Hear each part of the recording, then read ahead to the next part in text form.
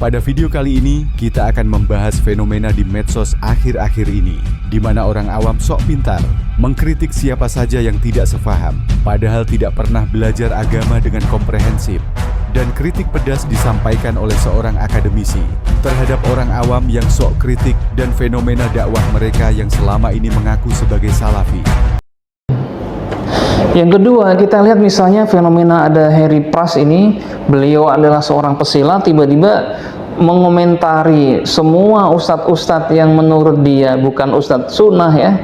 Misalnya Ustadz Adi Hidayat dikomentarin, Ustadz dari NU dikomentarin, semua bisa dikomentarin sama dia. Padahal dia ya bukan siapa-siapa, tidak pernah merasakan perihnya belajar bagaimana memahami ilmu nahwu sorof dari kitab Imriti, Ajurumiyah, Matan Alfiyah, begadang menghafal tasrif ya, tasrif al-istilahi, tasrif lugawi dan lain sebagainya. Belum lagi belajar usul fikih, ilmu fikih ya, kitab-kitab fikih seperti Fathul Qorib, Fathul Mu'in dan lain sebagainya. Itu tiba-tiba bebas ya, bebas berkomentar menyalahkan ustadz yang sudah puluhan tahun belajar ya. Nah ini juga bencana ilmiah ya, bencana akademis. Yang ketiga, kita juga jumpai di medsos, kalau bicara medsos, Masya Allah sudah mengkhawatirkan ya.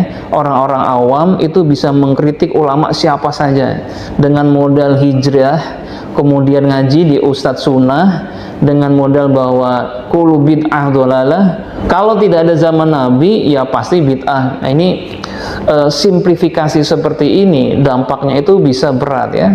Karena hukum sebuah masalah dalam Islam itu tidak cuma berbekal satu hadis atau cuma bilang bahwa di zaman Nabi tidak ada, di zaman sahabat tidak ada, maka ini bid'ah. Itu sangat-sangat simplifikasi, karena bangunan Islam sampai seorang mujtahid atau mufti misalnya berpendapat, berfatwa bahwa ini bagaimana hukumnya, itu kajiannya itu sangat-sangat kompleks.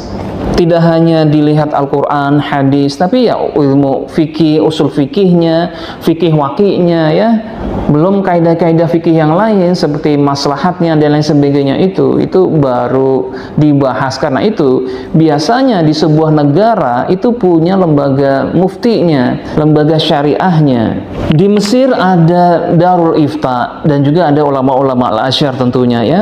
Kalau di Saudi Arabia ada Lajnah Daimah lil Buhus Islamiyah ya. Kalau di Indonesia tentu ada Majelis Ulama Indonesia. Di dalamnya ada komisi fatwanya yang bisa berfatwa, memberikan pendapat atas sebuah masalah boleh atau tidak. Belum lagi di organisasi-organisasi yang sudah berdiri sebelum Indonesia ya, Nahdlatul Ulama, ada Basul Masail di situ, Muhammadiyah, ada Majelis Tarjih ya. Itu tidak sembarangan orang menghukumi ini bid'ah, ini haram. Ini kan fenomena yang akhir-akhir ini saja kita lihat di medsos ya. Jadi yang ingin saya serukan adalah para ustadz, terutama ustadz lulusan Saudi ini yang memang merujuk ulama-ulama dari Saudi, dan memang Saudi itu punya background historis yang merujuk pada gerakan Muhammad ibn Abdul Wahhab atau Syekh Muhammad ibn Abdul Wahhab ya, gerakan Wahabi. Itu tentu mereka punya background ya, background mereka berbeda dengan kaidah-kaidah yang dipelajari atau diyakini oleh ulama-ulama di Indonesia atau di Nusantara pada umumnya. Ya tentu ini adalah perbedaan yang khilafiyah ya, perbedaan fikih itu tentu perbedaan yang sifatnya itu ijtihadiyah, khilafiyah atau furu' yang cabang saja. Tapi jangan dibawa ini menjadi persoalan antara bid'ah dan sunnah, antara haram dan halal, antara dakwah sunnah dan bid'ah. Ini yang mengkhawatirkan menurut saya.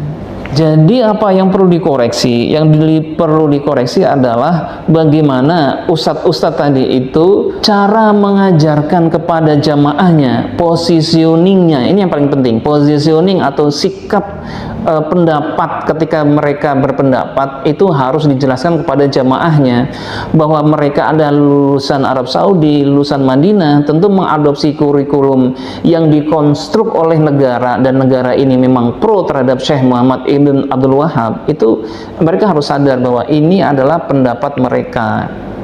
Waktu pengajian diterangkan bahwa menurut saya atau menurut kami, menurut ulama saya, Syekh Fauzan, Syekh Utsaimin dan lain sebagainya, pendapatnya adalah demikian.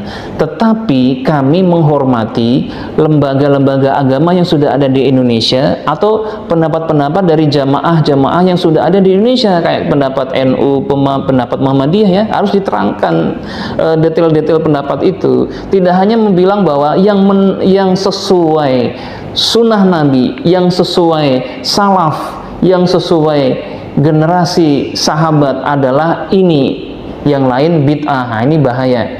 Bahayanya adalah yaitu tadi itu, kaum perkotaan terutama yang baru hijrah ya, baru giroh kenal Islam, mereka sedang menggebu-gebu belajar agama, tiba-tiba diberikan doktrin yang ini sangat berbahaya. Tiba-tiba diberi doktrin, pokoknya kalau tidak sesuai kita, tidak sesuai zaman Nabi, tidak sesuai dengan sahabat, yang mana sesuai dan tidak sesuai itu kan sudah dikonstruk berdasarkan pemahaman yang Anda ambil, yang ustadz-ustadz ini peroleh dari universitas di Saudi sana. Jadi definisi sesuai atau tidak sesuai itu tentu merujuk pada sesuai menurut siapa. Karena pendapat ulama-ulama di Saudi dengan pendapat ulama di Indonesia, bahkan ulama-ulama di Mesir atau dibandingkan dengan ulama di Suriah ya, di Libanon, di Maroko, tentu berbeda ya. Jangan ngomong sesuai-sesuai saja, tapi lihatlah ini adalah hasanah perbedaan fikih. Jadi poinnya adalah Anda posisikan pendapat Anda adalah part of ya, part of atau bagian dari banyaknya pendapat yang ada di dunia Islam. Ini harus disadari. Ini penting ya, agar jamaah-jamaah Anda yang Anda bina itu tidak menjadi fanatik terhadap satu pendapat, gampang sekali untuk membid'ahkan amalan-amalan yang ada di Indonesia yang sebenarnya lembaga-lembaga ulama di Indonesia tidak menghukumnya bid'ah. Contoh paling mudah, tahlilan. Yang bilang bid'ah siapa? Itu kan cuma kelompok-kelompok ustadz-ustadz ini saja kan. NU, Muhammadiyah, Al-Irsyad, Persis, bahkan Majelis Ulama Indonesia, Komisi Fatwa Majelis Ulama Indonesia. Ada yang bilang bid'ah? Tidak ada. Ini masalah satu pendapat aja yang Anda klaim sebagai pendapat yang sesuai dengan sunnah, sedangkan yang menyelisihi kelompok Anda bilang bid'ah. Nah, ini tentu harus disadarkan jamaahnya ya.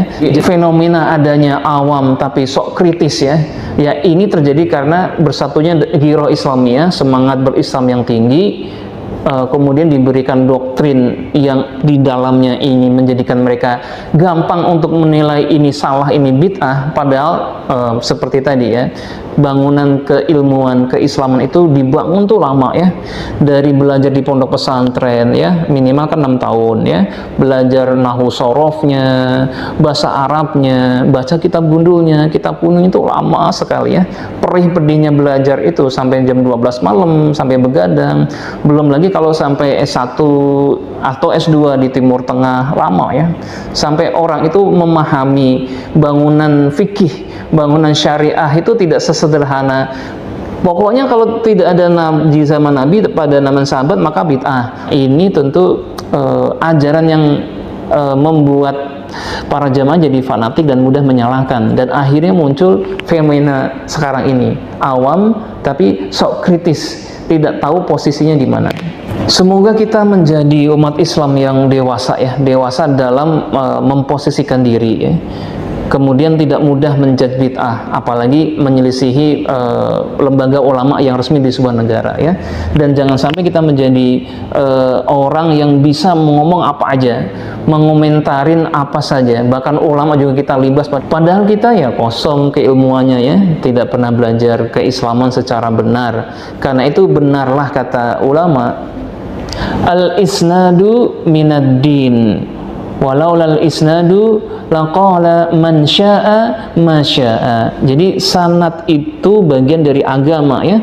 Kalaulah tidak ada sanad, tidak ada sanad keilmuan, orang tidak belajar, maka orang bisa ngomong apa saja terkait agama ini, dan itu berbahaya.